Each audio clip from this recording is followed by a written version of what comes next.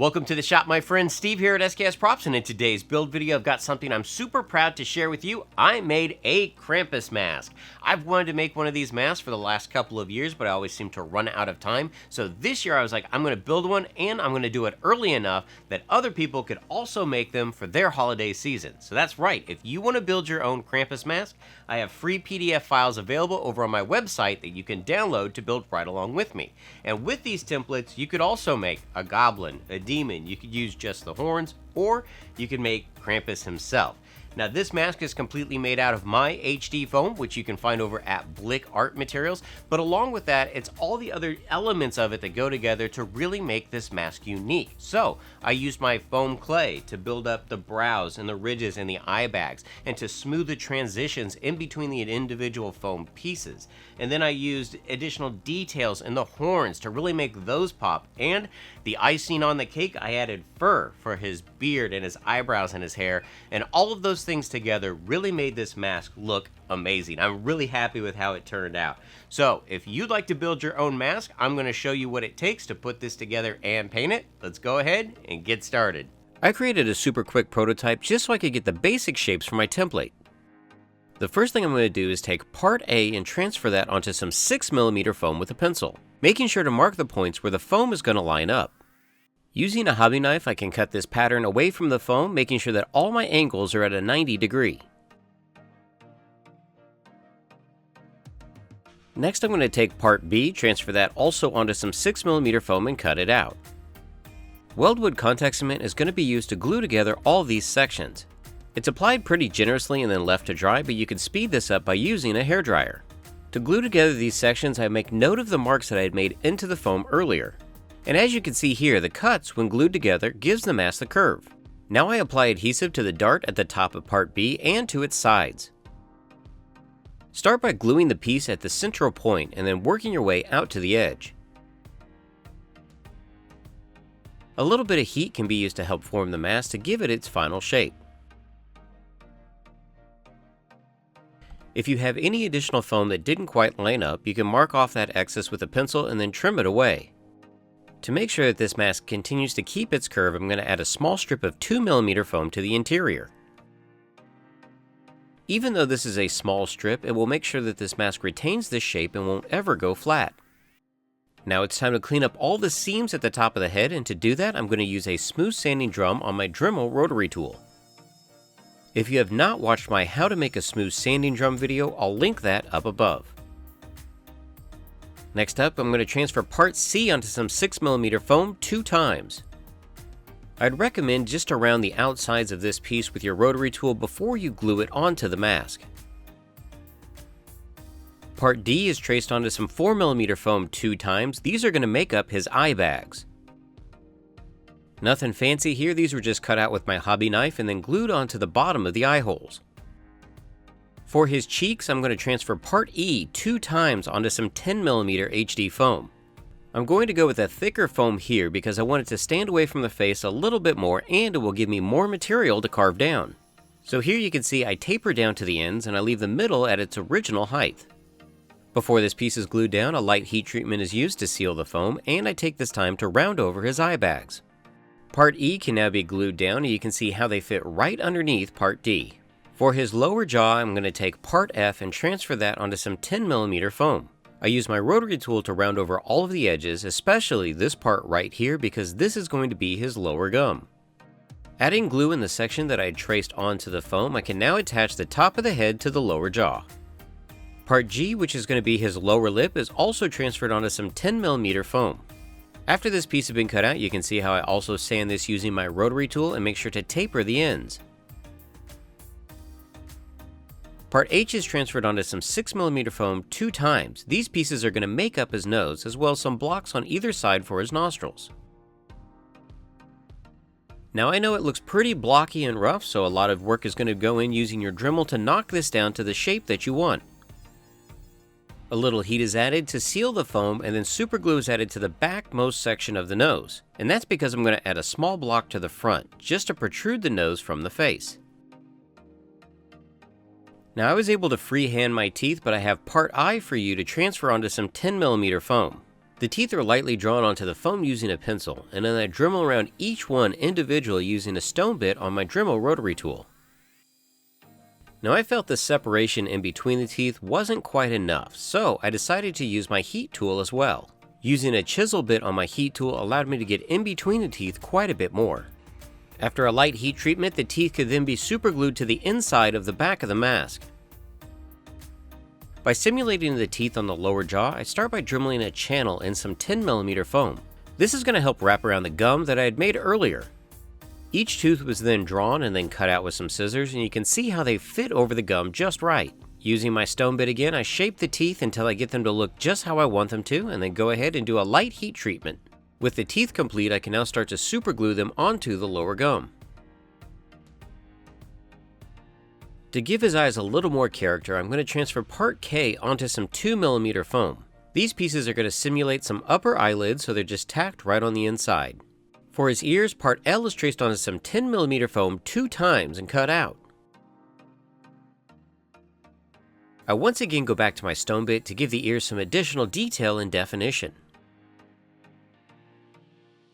Just like the teeth, I thought the detail lines were just a little bit too soft, so I went back with my heat tool and chisel bit to burn some lines in deeper.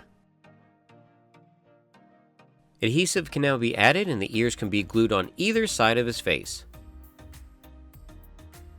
Now his horns are a little tricky, but I'm going to start by transferring part M onto some 4mm foam 4 times, making sure to mark all of my registration points. These horns can now be cut out using my hobby knife. Now for the tip of the horns to go together properly, I want to remove some of the material in a V shape, and to do that I'm going to use my rotary tool. After the sanding is complete, I can then take my heat gun because I want to start manipulating the shape of these horns. The way this works is I add heat to both sides of the foam, and then I start to round it over so it keeps this shape. Weldwood contact cement can then be applied to the outer edge as well as the V-cut at the tip of the horn. After the adhesive has dried, it's just the process of lining up the bottom and then lining up each individual registration point and then working your way up to the tip of the horn.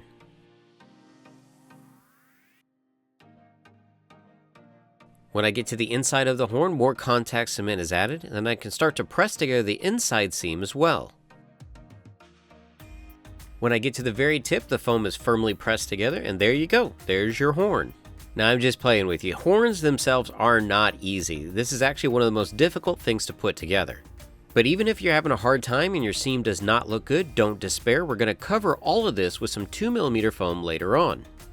So with the horns complete, I can now clean up my seams, and I'm going to do that just like I had done for the mask. I'm going to use my smooth sanding drum on my Dremel rotary tool. Now how I made the pattern, the horn itself sits flat, so I need to cut it at an angle so that it rests on the head properly. Now the next step is not necessary, but I'd like for the horns to be detachable because I travel quite a bit, and I'd like for this piece to come along with me. So I start by making a plug that's going to go in the bottom of the horn out of some 10mm foam. A threaded screw is going to be inserted into that with a small piece of 2mm foam on top. Now the foam itself is a little soft for a screw point, so I'm going to add some styrene to the bottom of the horn and to the inside of the back of the mask. This will make sure that when I put the screw through and I add a washer and a wing nut on the interior, that everything's going to hold nice and snug. To wrap my horns and give them that additional texture, I'm going to cut 2 long strips out of 2mm foam. These strips are going to be tapered. They're going to be about 60 inches long, and they're going to be 3.5 inches at one end and 1/4 inch at the other end. Starting at the tip of the horn, I add a little bit of super glue, and then I start wrapping this tapered strip all the way around the piece. Now if you notice, I'm doing a small overlap and adding a little bit of glue each time I go around. This technique gives the horns a ton of character, and even though it's a lot of work, it's well worth it in the end. With the base shape of the horns complete, I can now attach them back to the mask. And because even though these horns look awesome, I'm not super happy with this gap right here. So to fix that, I'm going to cut a couple strips out of 4mm foam.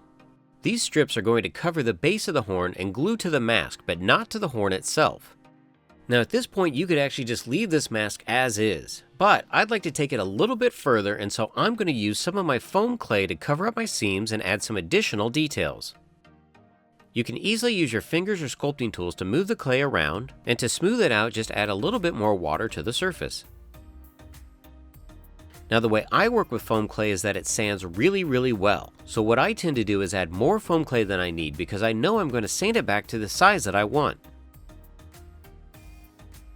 So I take some time and add foam clay to his brow, around his eyes, his gums, his cheeks, and any other places where the foam itself has transitions. This includes adding foam clay under his nose, even though most of that area is going to be obscured by his facial hair. While I allow the foam clay to dry, I go back to working on the horns. I'd like some weathered striations running down the horns, and to simulate that, I'm going to be using the edge of my Dremel rotary tool. I start with my rotary tool going one direction and then flip the piece over to work on the opposite side, that way it varies the lines that I'm adding. Now these thick lines look great, but I'd like to add some smaller lines for more visual interest. So to do that, I switch over to a wire brush. This tool does a fantastic job adding small minute details. So with my horns complete, I attach them again to my mask just to make sure everything looks great before I start the final sanding process. Now like I had mentioned earlier, foam clay sands really well, so I do most of it using a sanding sponge or a very light touch with a rotary tool. With the sanding complete, I can now start to move on to the final primer and paint. As I had promised you in the last video, and while we're on the subject of painting, I want to share with you one of my favorite tools that I have acquired recently, and that is my BenQ e-reading lamp.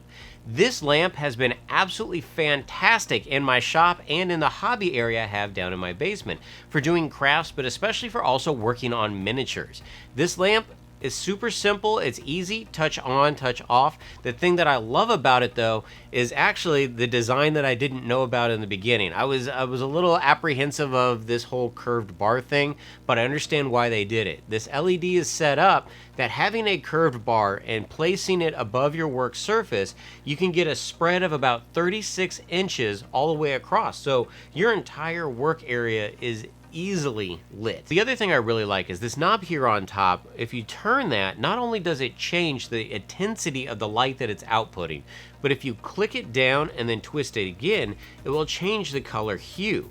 So you could have it where it's really warm or really cool or right in between. Now the other thing that I really like about this is that it's on a big sturdy base, so I don't feel like I'm gonna knock it off of my table. It is fully adjustable, so it has two different arms that you can adjust with different torque wrenches on there, and then the top is on a ball hinge, so you can adjust that. So you can easily bring the lamp down to where you need it to be. It's very small, it doesn't take up a lot of space, so I can have a miniature really close and not worry about the brush getting in the way or me not being able to see. And of course, I'll have a link to this lamp over in the description section in case you would like to check it out yourself. To seal my foam, I'm going to be using a couple light coats of Plasti-Dip. I had to do this off camera because it's freezing here in the Midwest.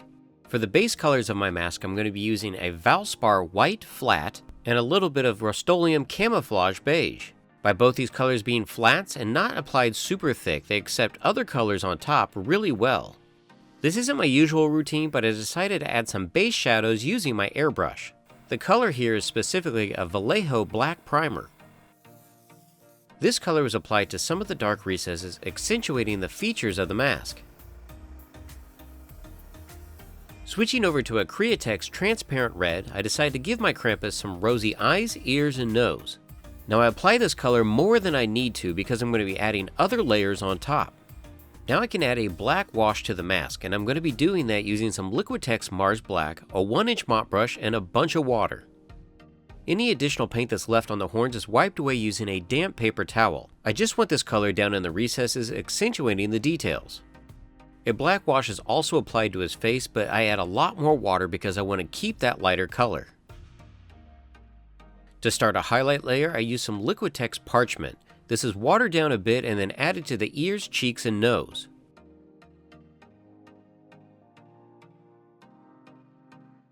While I allow the mask to dry, some Liquitex Heavy Body Bronze Yellow is dry brushed onto the horns.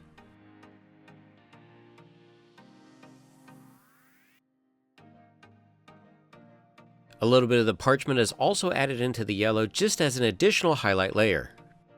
And at this point, I do the same painting process for his teeth.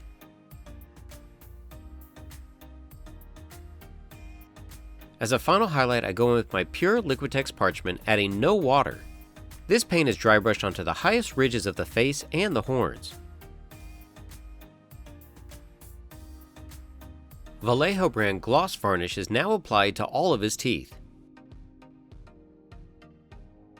A Vallejo red wash is lightly applied to his gums, but a heavier wash is applied to the bags under his eyes, the tips of his ears, and around his horns.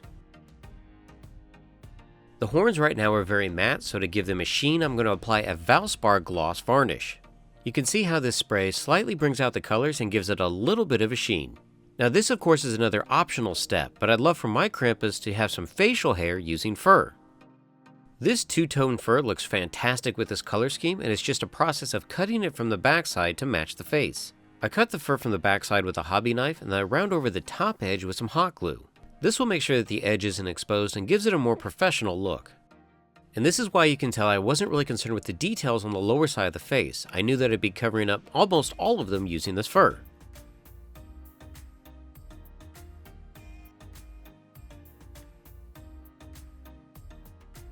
This same fur technique is also applied for the hair that's above his ears. And here's where I said in the beginning, if you're worried about any of the seams that you had earlier on, this is a fantastic way to cover up your mistakes.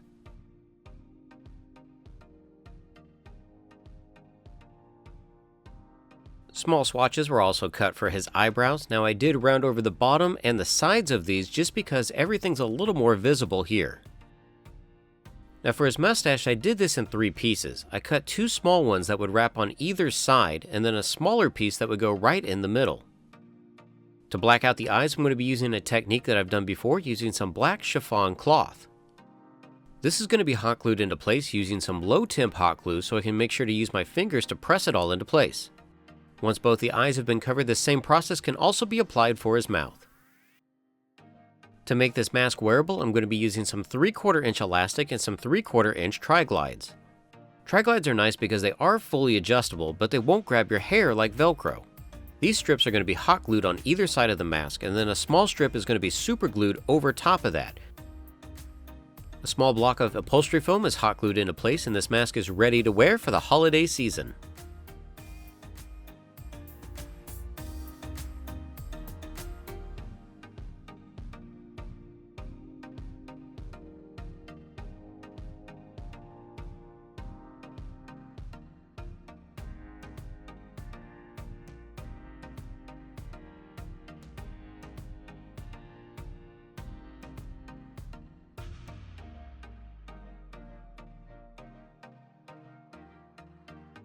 So you all can see the basic steps that I took to put together my own Krampus-Maske. And remember, the PDF files for this are absolutely free and available over on my website. So download those, build right along with my build video. And if you are building any of my builds or using HD foam, be sure to tag me at SKS Props on Twitter and Instagram because I want to see your creations. Until next time, build your best with the best. HD foam.